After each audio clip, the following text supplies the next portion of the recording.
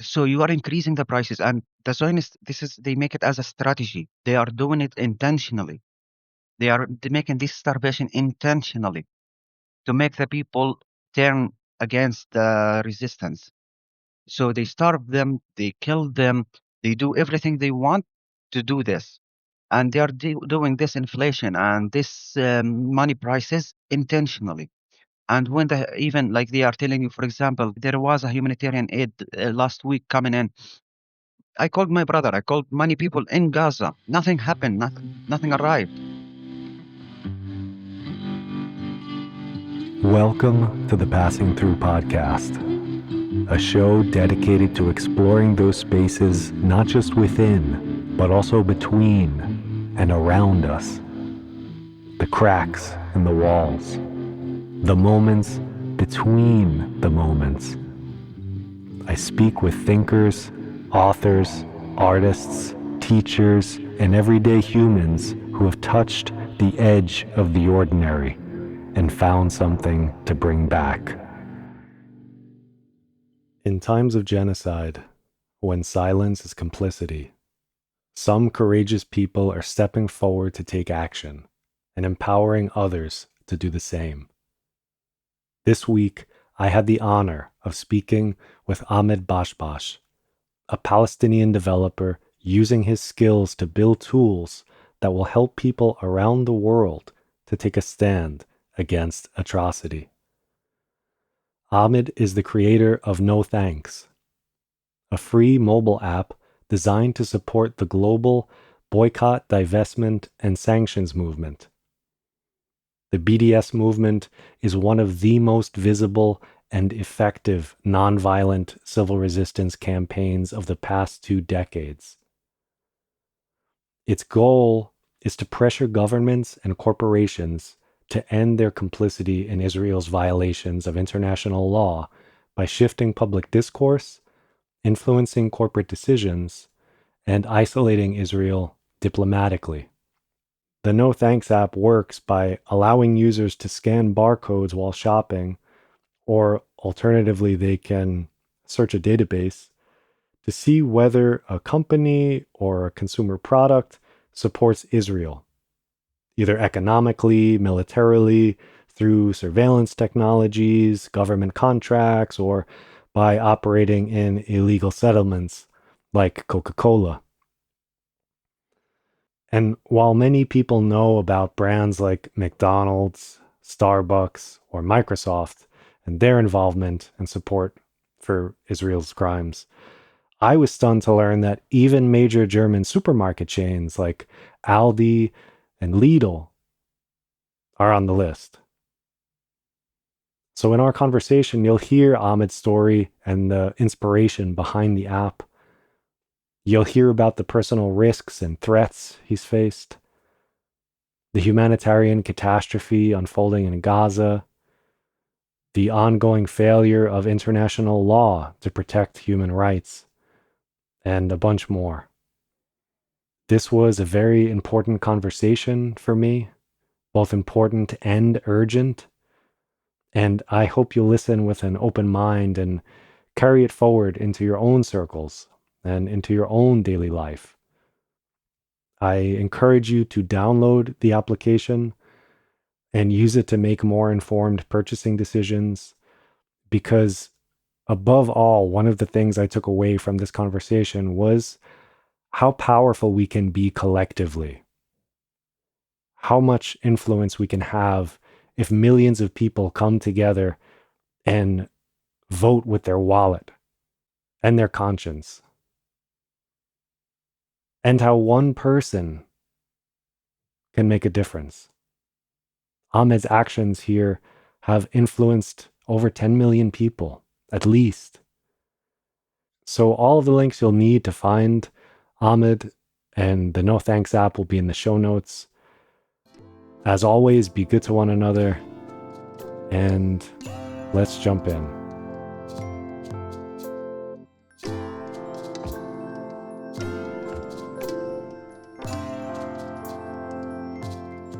Okay, Ahmed Bashbash, welcome to the Passing Through podcast. It's great to have you. Thank you so much for having me. So I'm particularly excited to speak to you. You are one of these courageous Palestinian voices, literally building tools for people all over the world to participate in nonviolent resistance against state sanctioned violence. So you're fighting settler colonialism, predatory capitalism, apartheid, genocide. So before we even begin, I just want to thank you for the work that you do. It is inspirational and it's great to have people like you in the world. Thank you so much. It's really a pleasure for me to be here. And I wanted to begin by having you tell a little bit of your story about what inspired the work that you do, how you're achieving this, just to give some listeners some context about what it is that you do. All right. So, first of all, like I am from Palestine, Gaza. I was born there. I lived for 19 years. After I finished high school, I stayed even 1 year or two there. I even started university in the beginning in Gaza, but because of the financial problems that my family had, I couldn't continue it. So I started to apply for scholarships outside of my country, and I got a scholarship here in Hungary. I arrived in 2018, and I started to study in the beginning the language Hungarian, even though that even with the certificate of B2, I still don't know how to speak it. And after that, I started to study computer science engineering.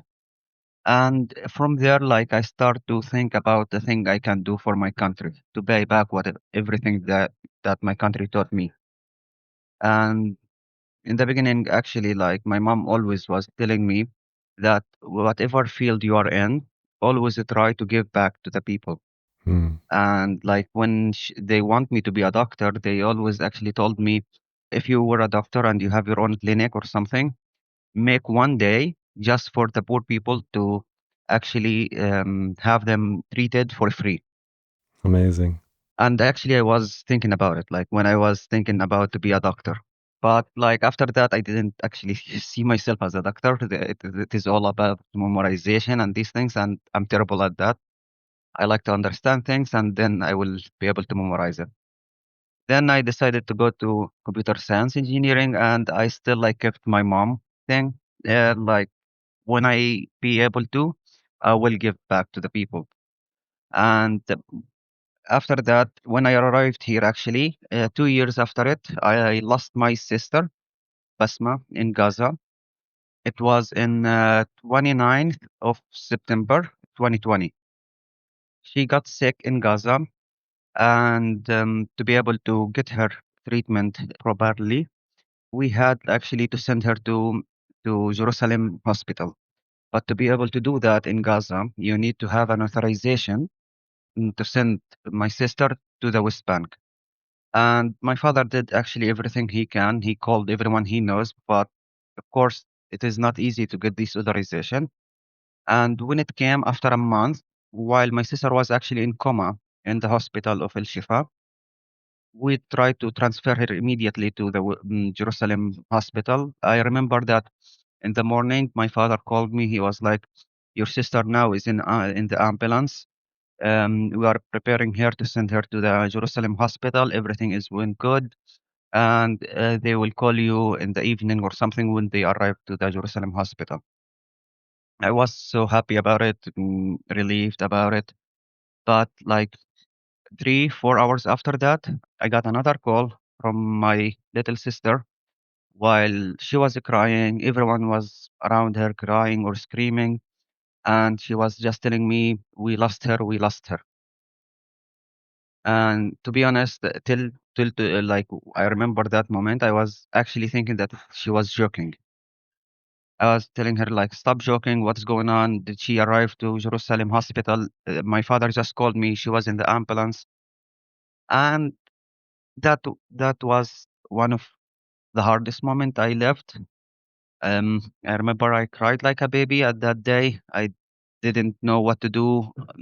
My sister Pasma was like my emotional support, on like the only one from my old siblings that they can actually understand what is going on inside my mind without even saying. She was much smarter than me. She had a master degree in civil engineer.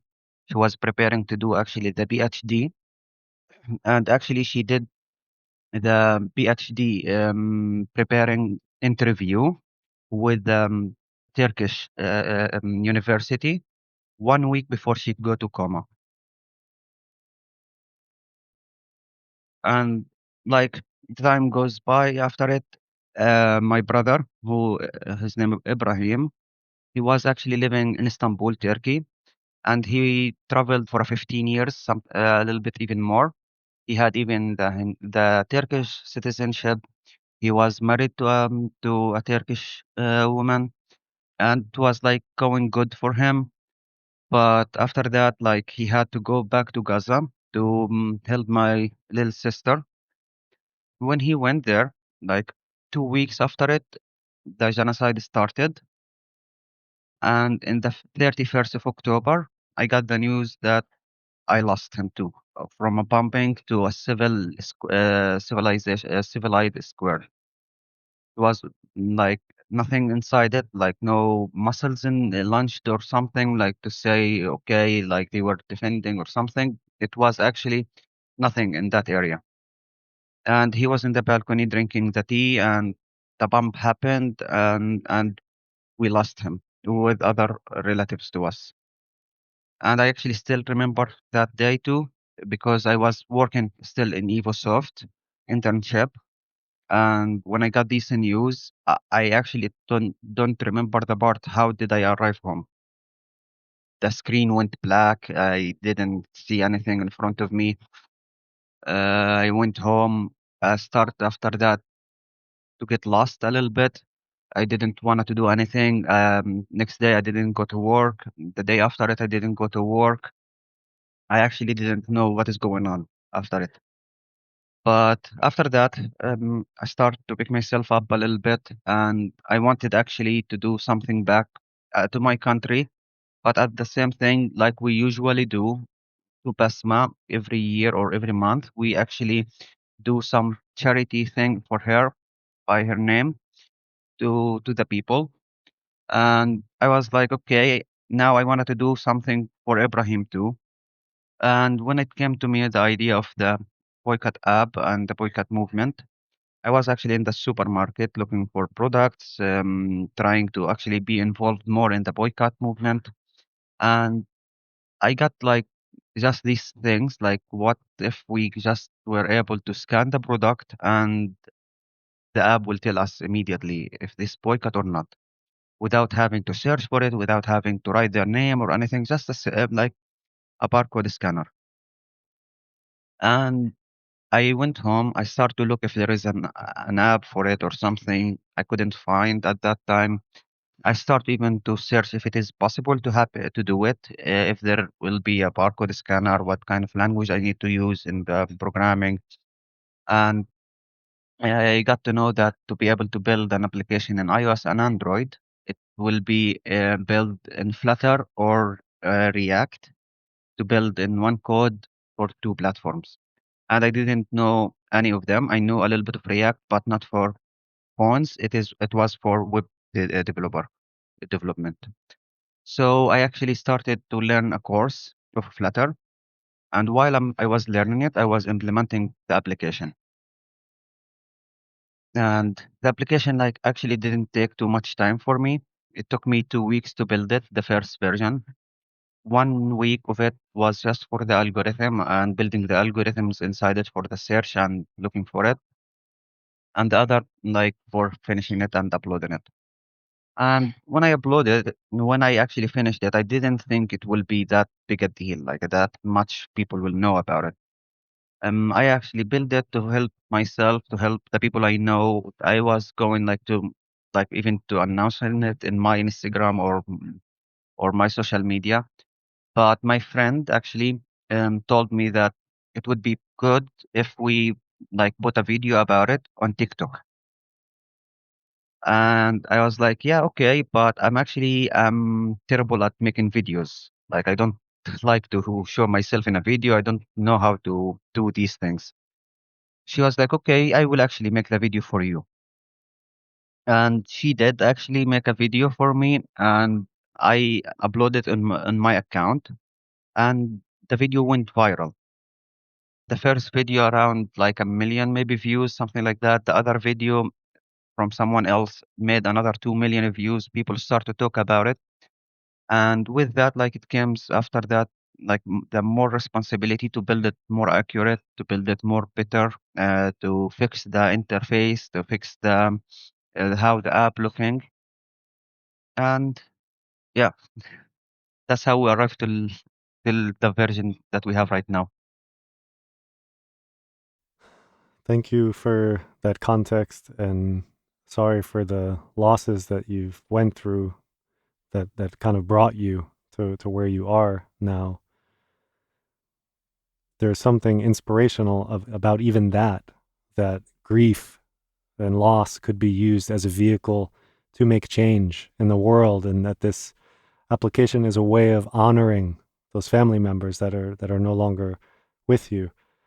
And yeah, for me, that's a touching story. So thank you for sharing that. And the app itself, you've described that it works. You can search companies. You can go into a store and scan a barcode, and it will provide information on whether or not this product or this company or this organization supports Israel. And support could mean things like military weapons or technology, financial involvement in illegal settlements, infrastructure, surveillance or security services, government contracts, all of these types of things. If a company is involved in that type of work, they would be flagged, and a user of your app would know this. And then they have the option to make a decision whether or not to do business with this company. And in a nutshell, this is how it's working. Exactly. Yeah. The application is just like a civil protest with like to tell you the information, and the users have the right to do whatever they want with this information. We just flag the product, we give them the information, we give them the proof for it, we give them even the URL to check that proof, to see by their eyes, and then they have the right to do whatever they want. If they want to buy it, they don't want to buy it, they can do whatever they want. When I was using it, the thing that struck me most was just how many companies are involved and how many companies are doing business directly supporting Israel. It seemed to me when I was scrolling through it almost impossible to shop or to buy anything. And that in itself was horrifying when I realized, oh my God, like there's this many companies supporting Israel in one of those ways that we described. And what do you say to people who look at that and they go, wow, I didn't realize how much. I mean, I realized two things. One, how much power we have as individuals because we choose who we're funding. And two, just how pervasive this is. And some people might feel overwhelmed when they look at the app. And what would you say to those people? Or how did you feel when you were collecting all this information, putting it into a database and looking at this and going, oh my God, this is a lot? It is a lot, but actually, like if you like go deeper into it, you will see that they are actually just a branches or a brands under like same major companies, like the same maybe 100 major company that this list come from them. And to the people who get overwhelmed with it, or like they don't know, like they think that it is like a lot of companies and they cannot buy anything else, like look a little bit deeper, look a little bit into the next shelf. You will find a local products. You will find a products that actually will not just be more better for you. It will be even better for your country, better for your economy. Because if you actually like support your local brands, your local companies, this one will go actually for more benefits for you yourself as a employee in a different company or in the government or whatever wherever you are. Because like this one, you can actually take it in a very different perspective, not just like we are now facing the companies who are supporting the Zionists. We are actually even to facing the companies who are actually I don't know how to say it. Like they take all of the profits. They don't leave a chances for the smaller companies, smaller brand shine and to find their opportunities. Yes, these like large multinational corporations. Exactly. Yeah, they come in and they prevent local, smaller people from, yeah, exactly. Yeah, even like if you can, we all knew about like for example Meta, how like they will always buy any competitor will get. They bought Instagram, they bought WhatsApp. X now is just like trying to do the same but in different industries. These things when we are thinking about it, and don't forget Alphabet. So these are brands and companies are actually like don't let the other competitors have a chance. But let's give them the chance. Maybe we'll find a better people with a better conscience, a people who will not actually support genocide, who will not support dismantling people and displacing people. Yeah. Yeah, I'm completely with you.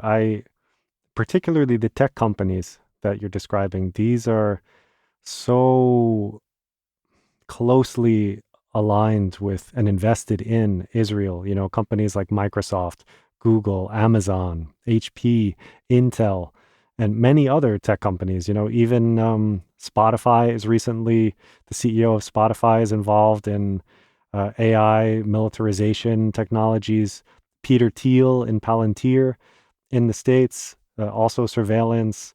It's really pervasive inside of technology. And when you think about it, it's like just by using Google and using Google searches, indirectly money is going towards arming Israel and Exactly. Amazon, purchasing things on Amazon, things that people are doing all day and have no idea that this is actually a byproduct of these interactions.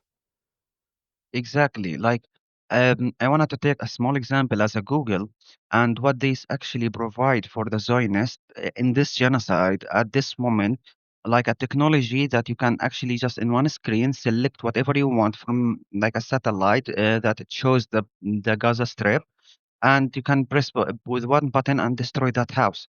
And it wasn't like a fiction or anything. We saw a video about it, a video of a Zionist actually brag about it to another Zionist media. The journalist was asking him, "Okay, so how actually do you select or do you know what house to blow or something?" He was like, "Oh, do you see this screen? Yes. Okay, select this house from it. Okay, press this button. Okay, the house will just explode." That's actually a Google technology. Like, is that normal? Like, we will let it go like that? We need to put these people into accountable. We need to let people know that this is not okay to happen like that. Yes. Yeah. And before we spoke, I was doing a little bit of research into things because I myself wasn't familiar with the exact specifics of the international law. And I didn't know, and it makes sense, but according to international governing bodies like the International Court of Justice or United Nations conventions, if there is a country that is deemed to be committing genocide or apartheid or violating human rights, other nations and states have a literal legal obligation to end ties with them. So you are supposed to, I guess, divest. You're supposed to divest economically from this country. You're supposed to not provide military support. You're supposed to basically, these are kinds of sanctions. And if you are aiding someone, if a country is aiding Israel, so the US sending billions and billions of dollars to Israel to commit these crimes, you are complicit from a legal perspective on international law. But I found out that this doesn't actually apply to companies, which was pretty surprising to me. Why shouldn't it? You know, after the Nazi trials, like after Nuremberg, there were CEOs and people who were sentenced for being complicit in these crimes. So to me, there is legal precedent to hold companies accountable for these types of things. But I was surprised just how many companies are deeply engaged and entrenched in this stuff right now. And Okay, let's be more realistic. Even that with the international law that actually trying to prevent countries from doing like business with the Zionists because of their genocide, did it really like happen? Did they really do anything? When the ICJ did like a warrant against Netanyahu and the other guy, did something happen? Nothing. In the contrary, actually, the court guy actually got prosecuted and got the threats and got like his money freezed in USA. Why? Because he just said the right words. So we are talking about the international law and the international court and all of this, but this international law and this international court are not made for these people. It made for people like Russia, Afghanistan, Middle East. That law will go against them. It will do something with them. But like for the people who like with the USA, with Europe, no, nothing will happen. Even if you made not a genocide, a million genocide. The Zionists, this is not their first genocide in Palestine. I don't even know the real number in my head because, like, whenever they want, they can just make a genocide and no one will talk about it. This is one of the worst genocide they made, and now everyone watching it in 4K, and no one is still doing anything moving. And I'm not saying about the people. People are doing an amazing things. People are spreading awareness. People are start to do protest, talk more about Palestine. But I'm actually just meant the people who are actually on charge, the people, the leaders, the people who can really stop this from happening from day one if they wanted. But they didn't. They are actually the same people who are telling you, for like the UK, the same people going up and telling you we will recognize Palestine as a country, but if the resistant surrender their weapon, it happened before. The resistant gave their weapon before in 1948, and after that, it happened. They surrendered their weapon. What happened after that? A massacre for all of the resistant, all of the civilians, everyone. We don't want to see that happen again. And UK right now tell you like we will recognize Palestine. Stop sending the weapons first to the Zionists. yes,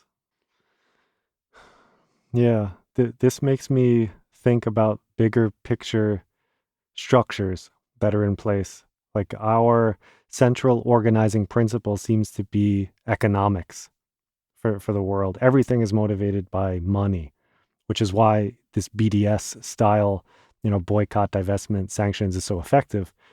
But what if we were in a world that wasn't organized around economics? What if instead we were using integrity, compassion, kindness, beauty, community, these types of values? It would be such a different world. But because the world that we are in has these economic incentive structures in place, you have behavior like this. It encourages this type of practice and engagement where if there's money to be made, I saw something like the stock market in Tel Aviv during the genocide went up like 200% or something like this, something crazy. And it's unbelievable to me that people are willing to overlook such unimaginable levels of cruelty, dehumanization, human rights violations just to make a little bit of money. It's very dystopian. And when I think further about it, I think about how my tax dollars, just by being a US citizen, without my consent, any money I make, the US taxes, and then sends that money to build bombs and drop them on children in Gaza. True, It's true. it it's such a terrible feeling. That's the word which build over capitalism. And that's why the BDS and this kind of movement is essential things to be actually supported. And that's why actually some of the countries wanted to stop it and make it as an illegal to do boycott because that's what hurt them. When you are going after what they care only about, money. And you mentioned that about the tax dollar paying in USA. Like, uh, I'm sorry to say that, but like, how many homeless in USA? How many people who really need that dollars? How many people who really actually in need for a better healthcare, for a better education system, and a better of I don't know, highways, roads, and these things. And instead of making a better life for your citizens, you are actually just supporting other people who just caring about killing people.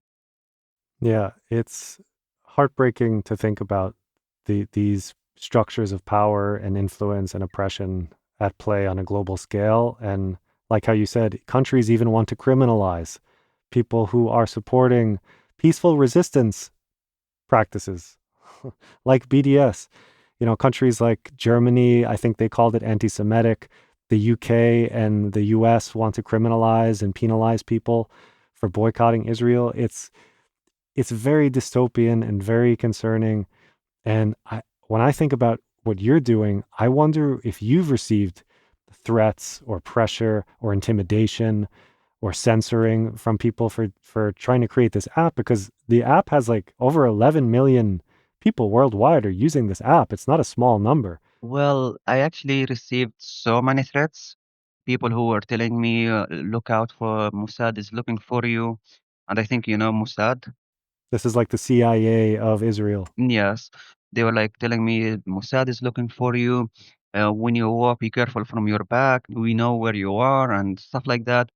People who tell me like, we know where your family are. We know where everyone of your family lives, and we can get them wherever we want. People who were trying like to stop me, like even they tried to bot me by the application. They came after the application to buy it with some normal companies and some companies from Tel Aviv, from the Zionists. They were telling me like, oh, we are actually interested about the application because we wanted to spread it more.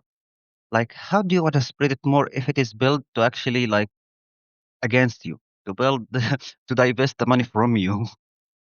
Like, does it make any sense? And the application has like they try to hack it so many times. They did something called the DDoS attack, which you call too many requests for the application to try to break it down. The first one was 7 million requests in 1 hour, which make actually the application like fail for 2 days. People, I think even some of the people remember about it, whoever used the application at that time.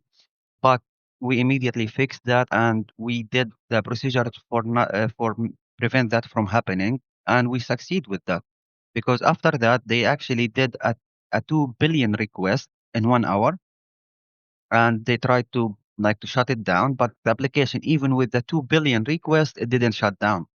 It continued actually. Just the build was a little bit more expensive for that month, but alhamdulillah we could have covered it. But other than that, the application went smoothly, didn't happen anything with it. And luckily for us, we don't actually store any data for the users, and we will never do that, of course. That's why even if they hacked it, they can get nothing. There is no information about it, even though that they will never hack it, actually. It's crazy that not only did you get actual threats, which I assumed would happen, but you had legitimate cyber attacks targeting the application, even once effectively bringing it down, and buyouts. And yeah, wow, that's, I guess, what I would expect. But I'm happy that there hasn't been any actual physical violence that has happened as a result. Because if I were you, that would be a concern that I would have. That's why I mean it's very courageous what you're doing, because it's people can know who you are, and it's takes a lot of courage to be able to stand up to that kind of power and say, yeah, I don't care. I am trying to be a force for good in this world. You know, do what you will to me. So yeah, I that's incredible. So For me, it is just like I'm not better than anyone from Gaza who actually live this in a daily life. Like whatever happens to me, it happens. I already even made procedure for if it's something happened to me to make the app continue working without me. I made enough process. I made everything to make the app continue with me or without me. Yeah. I put myself as as the front side of the No Thanks app, but the No Thanks app doesn't actually just belong to me. It belongs to me and the entire community that we have, the 11 million downloads. And it will continue like this. The No Thanks will continue with me or without me. And whatever happens to me, it happens. Like, am I better than my brother Ibrahim, or better than um, anyone in Gaza who suffered from losses and death and these things? I'm not better than any one of them. The thought comes to my mind, speaking of loss and death and this kind of stuff, and the weird psychological thing that you have to go through of thinking through what happens if someone tries to harm me. How could I keep this app going? Just that you need to do that is such a strange thing to think about. But like you're saying, for the people who are in Gaza, and you, because you're also from Gaza, your heart is connected to this place. You have suffered losses. How do you deal with the things that you're seeing that are coming out of Gaza, the forced starvation, the images, the everything? For me, it's overwhelming to look at. I sometimes, if I make the mistake of opening Twitter on my phone before bed, sometimes I just can't sleep. I'm sitting there thinking and tossing and turning. So how do you deal with all of this? Because like you said, it's like live streamed and you are more connected to it than the average person. So how do you deal with this? Well, I I actually I kind like anyone right now who see it from far away.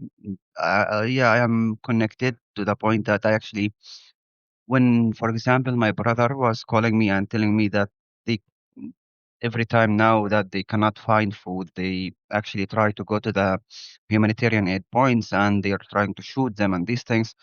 It is it it just like I don't know what to do. I start actually like my sleep schedule got ruined completely.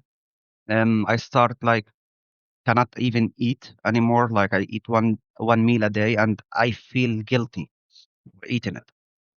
Like why I'm eating this meal and my brother in Gaza cannot eat now. And other like 2 million people with them.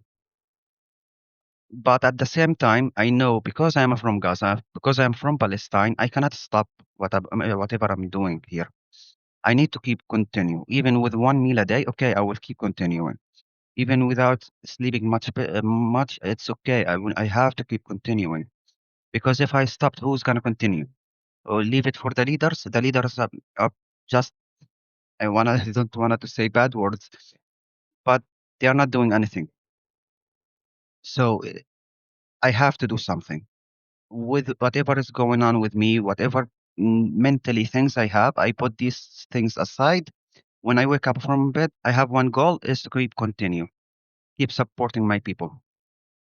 And I guess one way that you're able to do this is not just by offering this resistance, but I guess there are proceeds or revenue or profits that come from the app that you could then invest back into helping people. Is this like, is that something that you think of or that you do? Actually, we're already doing this. So if you read in the application, the revenue we got from the no thanks covered the no thanks expenses, the APIs, the servers, the back end, all of this thing. And the rest of it, we collect it and we send it to Gaza. Hmm. In Gaza, of course, like how do you buy things? How do you do this? We send money to Gaza and the people in Gaza take it and we like buy things from it and give it to the people in Gaza. Right now, like I know it is so much difficult. Like when I started a year ago, we used to actually buy tents to people to buy food, a lot of food, making like I forgot what it called, like the food like food places you make foods and people comes and take these things. We used to make these too. We used to buy diapers for people, formula, medicine, and it was going good. But nowadays, the rest of what is going like the rest we got from the month, we actually don't we are not able to send it at that month. We have to collect it for a few months and send it because the fees in Gaza are now 50% and actually today is 52%. And when you get even after the 52%, the money, that money cannot get you anything. The bag of flowers costs like I forgot how much it was lately, like around $50 or something like that. But I'm sorry if that number is wrong. Cannot remember it because it keeps changing every single day. And the same thing for other kind of food. Yeah. And the numbers are so inflated that they're absurd. So it's hard to even remember. It's so ridiculous that it could cost that much. It feels like a dream, a nightmare. Uh, exactly. It is actually impossible for them, like that flour or that bag of sugar or the things that you usually buy them for 1 shekel or like 2 shekel is now like around 70 shekel, 80 shekel. The money right now, the inflation in Gaza is actually increase like so crazy that it is now Gaza is more expensive than any country in Europe, more expensive than USA. And you are saying about their expenses, the things is expensive to the people who actually doesn't have anything to buy. They don't even have money yet.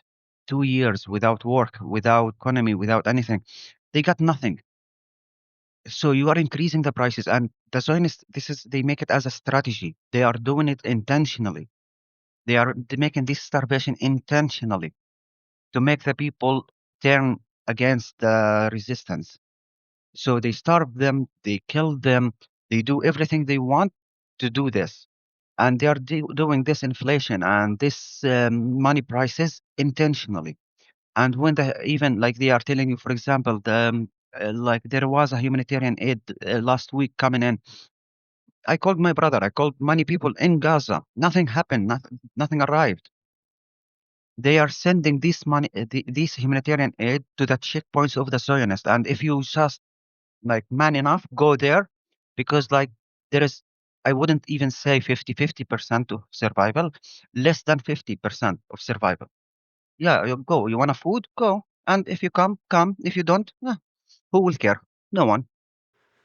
Yeah, those images that I've seen, the footage of people being forced into those situations, because like you're saying, yeah, I have a 50% chance of being killed. My family is starving. I'm starving. I need to do something. I have a child. I have to go to the food line, and you just get killed. It is one of the most, it gives me such a terrible feeling in my body to think about that situation, that people are being subjected to do that every day. It, it, I mean, maybe not every day because maybe there's not food on some days, but when there is food available, this is the risk that you take to just get killed getting food for your family while Israel is starving them. It's horrific. Yeah, and like there is other things like they tell you about the airdrops. That finally, after the starvation went to the level 5, which is according to the UN and everyone, that level 5 mean it's too late even to like to help them now anymore. But even after that, the Zionists are now allowing the dropping in. Why didn't they allow it first? That's a first question. But second, why the airdrops happens in actually the areas that actually surrounded by the Zionists, that actually no civilians can go there? What are you dropping them for the Zionists? Are they hungry? It's enough. Burger King give them food for free. McDonald's and Carrefour. And why you are doing airdrops to them? You are now need to do the airdrops to the people who really need it. And it's not now even. It was required a month ago, 2 months ago, 2 years ago to stop these things. And there is another thing. I think maybe you heard the story of the kid. One of the military of US in the USA said his story. Kid that came to take an aid, and when he took the aid, he actually kissed the hand of the military guy because he was kind with him or something. And when he just stepped just away from the camp, he got shot. A kid. Why? What did he have? Just food? Yeah, I'm often at a loss for words. I don't know what to say when speaking about these things because it is so inhuman. It isn't reasonable.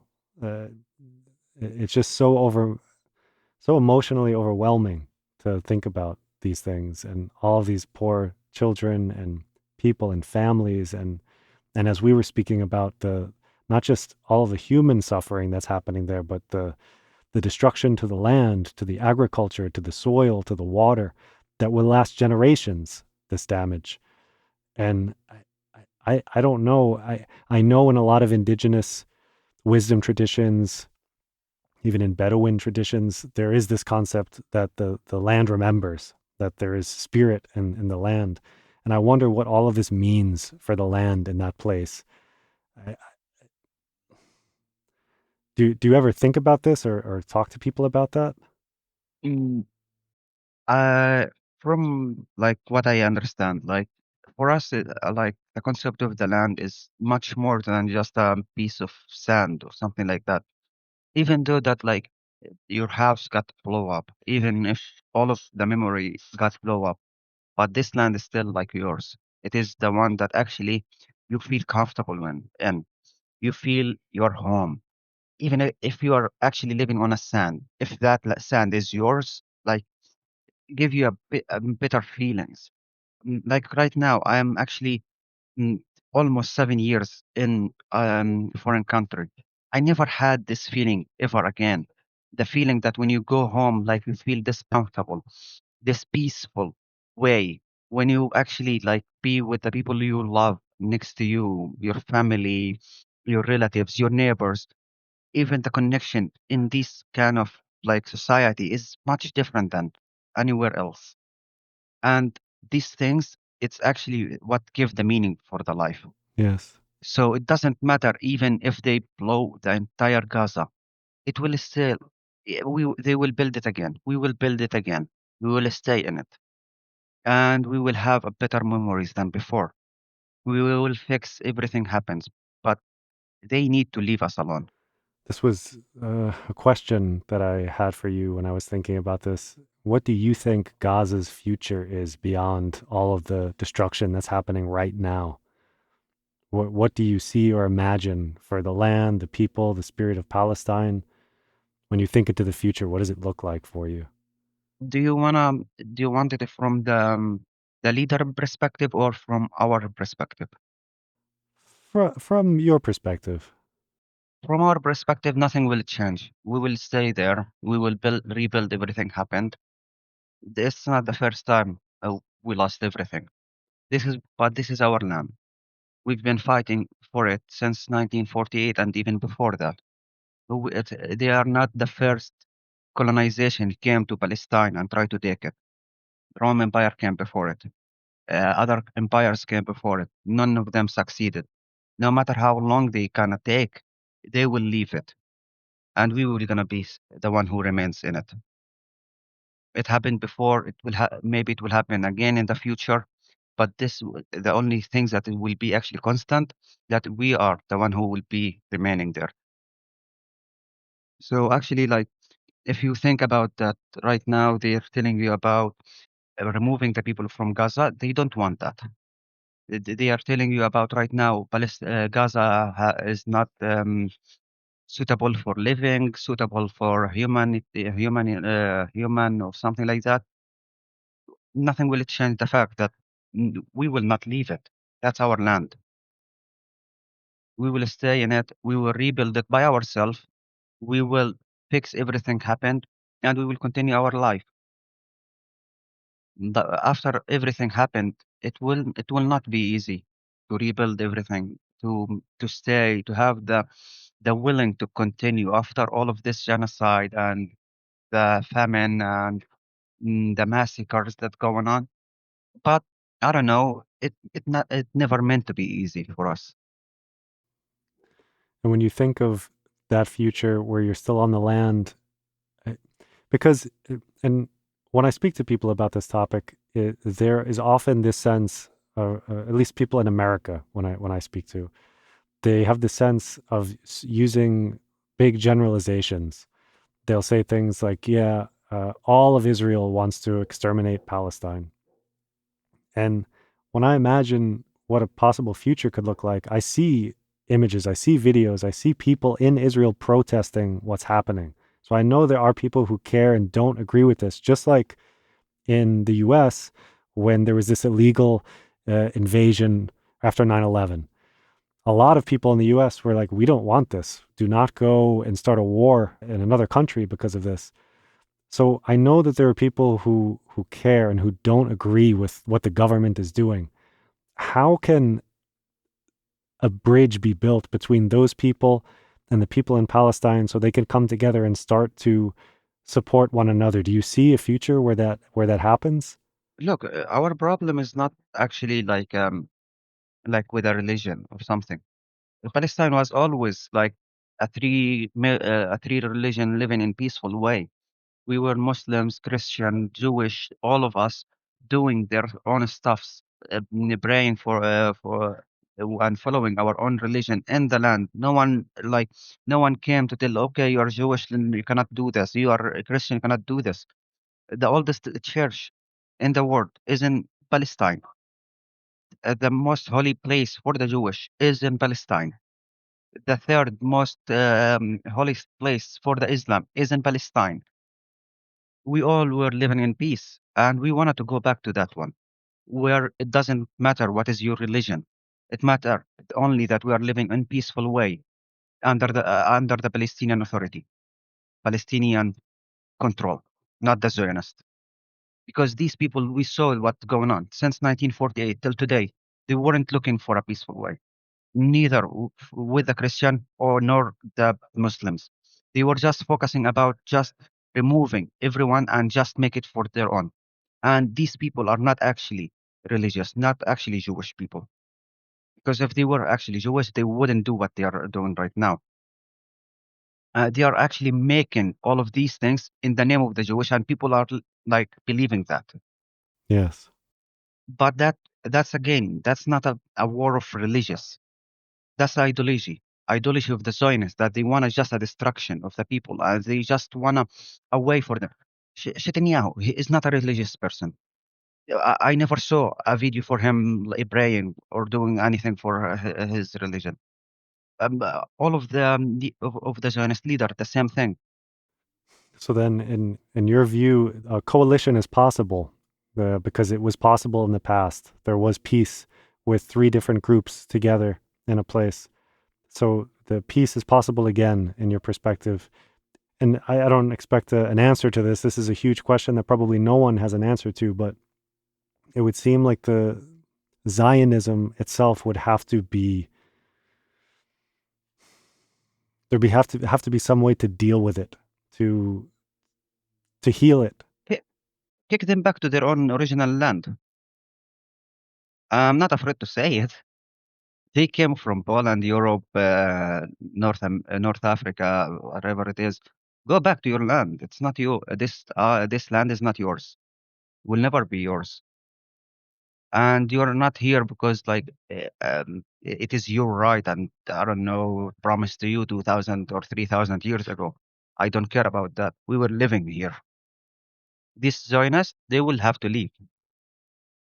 I'm not calling for their killing. I don't like to kill people. I'm not just imagining killing people. Just go back to wherever you came. Netanyahu, go back to Poland. His original name was actually Polish name. And now you are making yourself a Jewish and that you want to land and these things. Come on, go back. I'm actually recording this. I'm speaking to you right now from Poland. I'm not to be clear, I am not a supporter of Netanyahu at all. It's just interesting that that's where I am right now speaking to you. And usually towards the end, because I know we're getting close to time, I like to give the space over to you to talk about things that maybe you wanted to speak about but didn't come up, or something that's been on your mind, or an event that's coming up, or where people could find you, or how they could get involved. Like this type of stuff, I like to give you some time to talk about if you have something you'd like to share. Well, like what I would like to say is that it is time for us. We saw that the leaders couldn't do anything. So it is now the time for us to do something. Time for the people to do something. We need to stop what is going on right now. It's either by boycotting or by protesting. We need to do something. We need to move. The ships that were going to Gaza, we shouldn't just make it one ship. They were able to stop one ship, but if it was 100 ship going, or 1,000 ship going. They will not be able to stop it. We need to start moving. This the Freedom Flotilla with Yes, Greta Thunberg and yeah. yes, we need to do more. We need to stop this right now. Oh, it is already too late. If we don't move right now, when we will move? Where no one left in Gaza. So we need to be more included in the boycott. We need to be more included with the speaking about Palestine. We shouldn't just get used to the picture. We shouldn't get bored of it. We need to spread it more to, to tell the people that we will not actually just stay silent of what is going on right now. And for the people who are actually like saying that what they can do and they don't know what what they can do, that the least thing you can do is speak about it and do the boycott, involve more in the boycott. Actually go to the protest if there is protest going on in your country. Tell your family about it, tell your friends about it, keep it going. We need it to stop and we need more people to be involved. Yes, I 100,000% agree. And as far as like what you have coming up or where people could find you or download the app, do you have some stuff that you So could share? yeah, so the app actually can be like you can find it in Android and iOS. Just search for the No Thanks. How do you get me? There is like so many ways. You can get me on social media by my email, ahmed@bashsquare.com. What is going on? Like what is coming up for the No Thanks? We're actually right now preparing to do the No Thanks V3, which like it will be like kind of a new version to have more features to make the people more involved in the boycott and to make it like um like much better, more accurate, and like just to spread it more and have like a better awareness for it.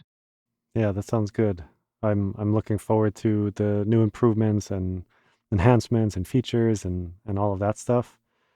For me, I'm just grateful to have had some time to sit down and speak with you and listen to your stories and hear about what's going on and what you do. And like I said, knowing that there are people like you out there making a difference in a way that is huge.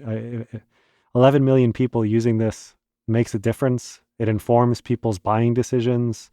It puts pressure on Israel, not just from a perspective of economics, but culturally as well, because people have these conversations. It comes into the collective consciousness and it can help force change and it empowers people. You're empowering people to do this all across the world. And to me, that's really meaningful. It shows that one person can make a difference in a huge number of people's lives. So there's 11 million people using the app, but maybe for each of those people, they spoke to 2 or 3 people. So that's 33 million people just by making an app in 2 weeks. It's incredible. So it's a really empowering story and it's making real change in the world. And it's an inspiration to me. And it's a way to do things non-violently, which I think is really important because violence isn't going to stop violence. It's just going to keep it going. So this kind of work is to me so important and so needed right now. So thank you for everything that you do. Thank you for passing through today. And thank you for just being a force for good in the world. Thank you actually for giving me the opportunity and give me the platform to speak and tell more about my story and to have a platform to talk about the application even more. Yeah, it was a pleasure. Thank you. Thank you.